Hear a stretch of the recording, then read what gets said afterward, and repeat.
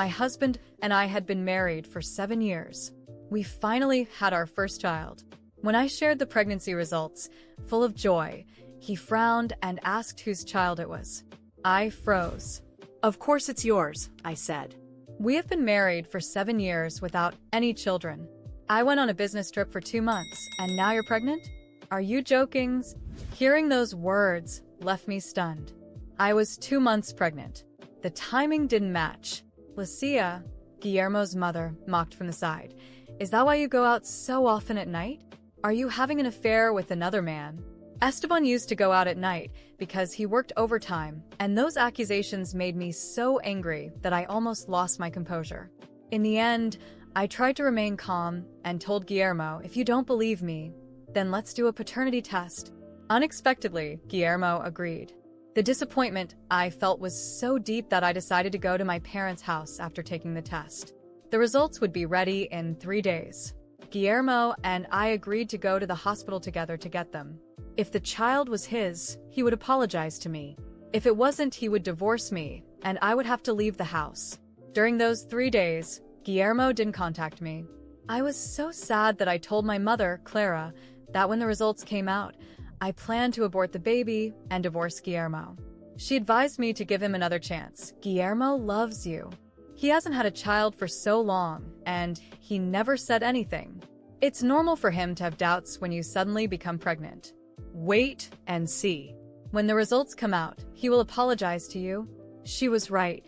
Although Guillermo could be temperamental, he always showed me his love. I decided to listen to my mother and give him another chance.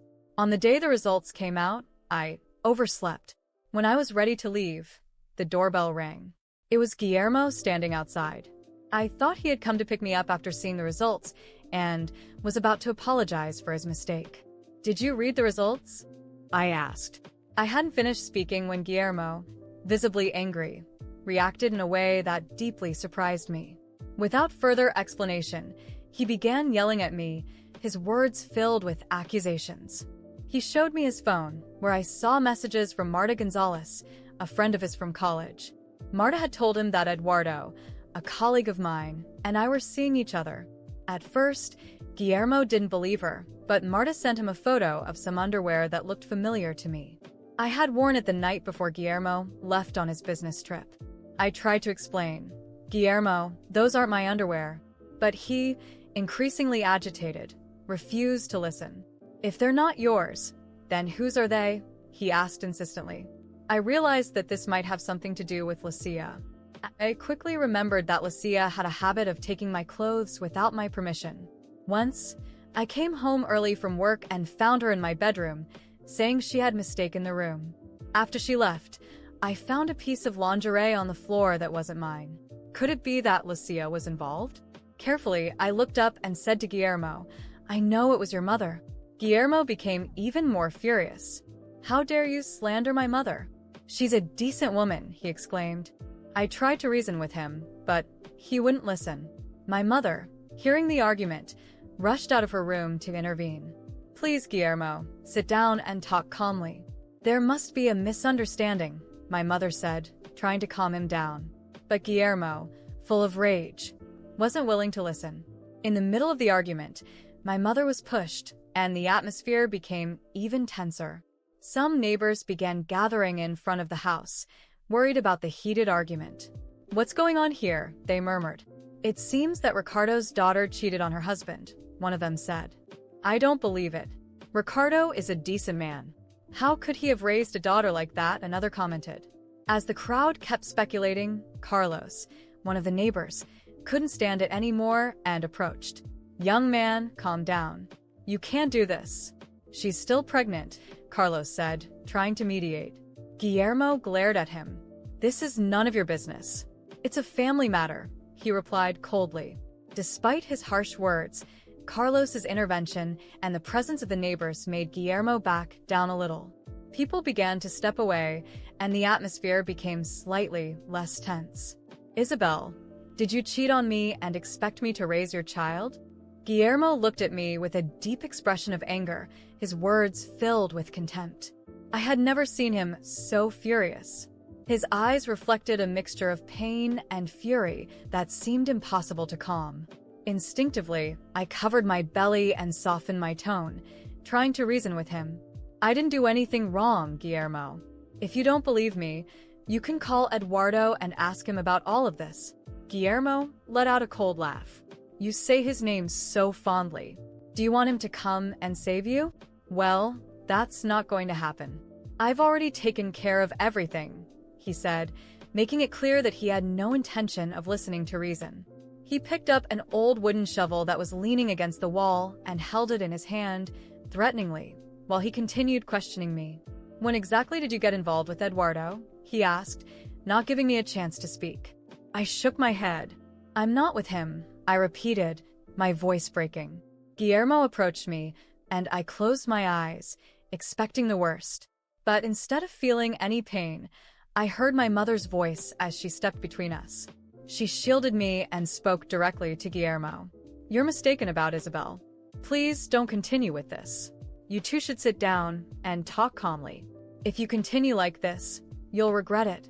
I should have done this before, Guillermo murmured, his voice full of resentment. Clara, you always tell me to be good to her. Why don't you teach her how to behave? My mother, bravely, hugged me to protect me while Guillermo continued his verbal outburst. I heard the pain in my mother's voice, and my heart filled with anguish. To protect my mother, I set aside my pride and begged desperately. Guillermo, please, enough. Don't do this anymore. After everything Guillermo had done, I sat on the floor, trembling with fear and pain. My mother, Clara, hugged me, trying to offer me comfort. Guillermo was completely out of control, making baseless accusations, and yet, he wouldn't stop. I could feel the tension growing in the room, and my mother also knew the situation was dangerous. We needed to get out of there, but we didn't know how. It was then, suddenly, that we heard a loud knock on the door. It was my father, Ricardo, a police officer who had always been our security. As soon as he entered, he looked at me and then at Guillermo, and his expression turned serious. My father was a respected man, and even without saying a word, his mere presence imposed authority. Guillermo took a step back, hesitating. Guillermo, leave this house right now, my father ordered firmly. I knew he was trying to stay calm, but I could also see his concern and anger at what he was witnessing. Guillermo, however, was blinded by rage. She cheated on me, Ricardo. She has to learn what it means to be a liar, he shouted, without caring about the surroundings, the neighbors watching, my mother who was hurt, or me. My mother, though she was also emotionally hurt, stood up and faced Guillermo. You don't know what you're talking about, she said firmly, trying to protect me and the baby I was carrying. But Guillermo didn't want to listen, and with every word my mother said, he seemed to get even more agitated. Ricardo, realizing that Guillermo wasn't going to calm down, made a decision that no one expected. He stepped forward, stood between Guillermo and me, and raised his voice. You have 1 minute to leave this house, or I'll call the police. I'm serious. There was something in my father's voice that made Guillermo hesitate. For the first time, I saw something in Guillermo's eyes, a flicker of doubt or perhaps fear. After a moment of tension, Guillermo shook his head and threw the shovel to the ground with a thud that echoed throughout the room. He looked at me one last time, full of bitterness, then turned and left. The door slammed shut behind him, and everything went quiet. As soon as he left, I felt my body collapse, as if all the tension from the past few days had finally dissipated. My legs gave out, and my mother held me, helping me sit down in a chair. My father stood next to us, looking at me with concern and sadness. It's all right now, Isabel. He's gone, my father said, trying to calm me down. In the days that followed, I stayed at my parents' house. It was strange being there after so much time away, but it was the only place where I felt safe. Every night, I struggled not to think about what had happened, about Guillermo's words, about the way he looked at me and treated me. The man I loved, who promised to protect me, had turned into someone I couldn't recognize. I decided I couldn't leave things like that. Guillermo needed to understand what he had done and face the consequences of his actions. That's why I contacted a lawyer. My father, who supported me in everything, helped me prepare the documents to file for divorce. I knew it wouldn't be easy, and I knew Guillermo wouldn't take the separation well, but I needed to think about myself and my child. It was at that moment when Marta, Guillermo's supposed friend, showed up at my parents' house. I still felt fragile, but I knew I needed to confront her. I needed to understand why she had done what she did. When I opened the door, there she was, standing there with a cold smile on her lips, as if all of this was a game to her. "You are never good enough for Guillermo," she said, crossing her arms, her tone full of arrogance. "He deserves someone better, someone who understands him, like me." And then everything made sense. Marta didn't just want to destroy my marriage, she wanted Guillermo for herself. She planted doubts, fueled his jealousy, and succeeded in turning the man I loved into someone unrecognizable. I looked at her for a moment, trying to control the fury that was growing inside me. I took a deep breath, and instead of responding in the same tone, I simply said, "You got what you wanted, Marta. I hope he's worth it." And I closed the door. There was nothing more to say. I was tired of so much hatred, so much pain. In the days that followed, I did everything possible to focus on myself and my baby. Even though Guillermo and Marta had destroyed what I thought was a happy future, I knew I still had myself, and I had my family by my side. And most importantly, I had a child on the way, someone who would need me more than anything. One day, while I was in the garden of my parents' house, I saw a car stop on the other side of the street. Guillermo got out of the car, hesitating. He looked different, as if something had changed since the last time we saw each other. He approached the fence, and for a moment, I thought he might come to apologize. "Isabel, we need to talk," he said, his voice low, almost pleading. But I knew there was nothing more to say. I had given him the chance to listen to me, to believe in me, and he chose not to. I just shook my head. "There's nothing more to say, Guillermo. I hope you find what you're looking for." He stood there for a moment, looking at me as if he wanted to say something more, but then he turned and left. As I watched him walk away, I felt a mixture of sadness and relief. Sadness for what we had lost, for the love that once existed between us, and relief because, finally, I was ready to move on. I knew the road ahead wouldn't be easy. There would be challenges, doubts, and difficulties, but there was also hope. I had my family and a new beginning in sight. Guillermo and Marta might have won a battle, but my life was far from over. I had so much to live for, and above all, I had a child who deserved a future full of love and peace. As the months passed, I began to rebuild my life from scratch. I sought support from my closest friends and my family, who had always been there for me. I went to therapy, not only to heal the wounds that Guillermo had left in me, but also to learn to be strong for the baby that was on the way. I knew I couldn't let resentment and pain control my life. I wanted to be a loving mother and, above all, set the best example possible of how to overcome adversity with dignity. When my child was finally born, I felt a love I had never experienced before. Holding him in my arms, I realized that this little human being was the reason I had endured all that pain. His innocent face filled me with determination. Guillermo and Marta were part of the past. Now, my priority was my child and giving him a life full of happiness. And so, I began to write a new chapter in my life. With every smile for my son, every little achievement, I reminded myself that everything I had been through had made me stronger. I stopped thinking about Guillermo and what had been, and instead I started focusing on what could be. Life was full of new possibilities, and I was ready to embrace them all. After everything that happened with Guillermo, I decided that the only way to protect myself and my child was to disappear. The pain and humiliation I had experienced were still so present that I knew the best thing to do was to vanish without leaving a trace. Guillermo wasn't just full of anger. He was unpredictable, and the fear that he might find me, or worse, find my child, was enough to make me leave everything behind. Even though my father insisted on reporting Guillermo and bringing him to justice, I didn't have the strength. I knew that such a public process would bring a level of exposure and emotional exhaustion that I wasn't ready for. I was tired, hurt, and above all, I was scared.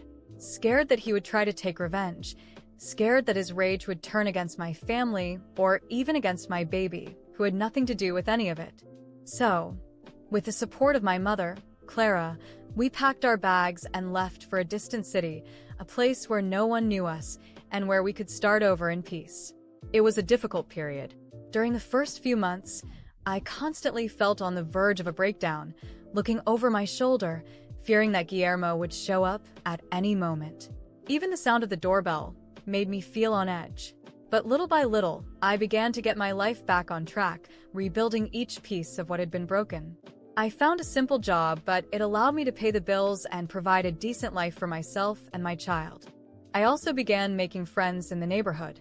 They weren't deep friendships like the ones I had in the past, as there was a part of me that remained closed, a part that was always protected. I never told anyone what had happened. I just said that I was starting over, that I was looking for a better life for myself and my child. That was enough for the curious, and those who became my friends respected my space. The years went by, and I began to realize that the Isabel who endured abuse and believed Guillermo's lies no longer existed. I had rebuilt myself in a way that he could never reach again.